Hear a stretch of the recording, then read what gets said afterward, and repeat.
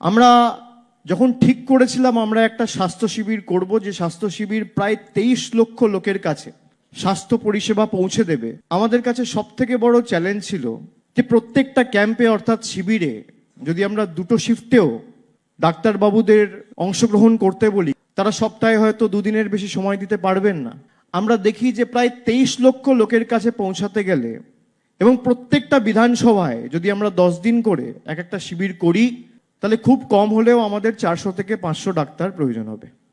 এবং কালকে রাত অবধি আমি যা খবর পেলাম যে 400 ছাপিয়ে 500 ছাপিয়ে 600 ছাপিয়ে 1000 ছাপিয়ে 1200 ডাক্তার তাদের ডিটেলস আমাদেরকে পাঠিয়েছে, এবং আজকে এই অডিটোরিয়ামে আমরা জায়গা দিতে পারিনি। আমরা পয়লা বৈশাখের আগে দরকার হলে ডাক্তারদের 5000 ডাক্তারের একটা কনভেনশন আমরা করব, এবং কলকাতার বুকে করব।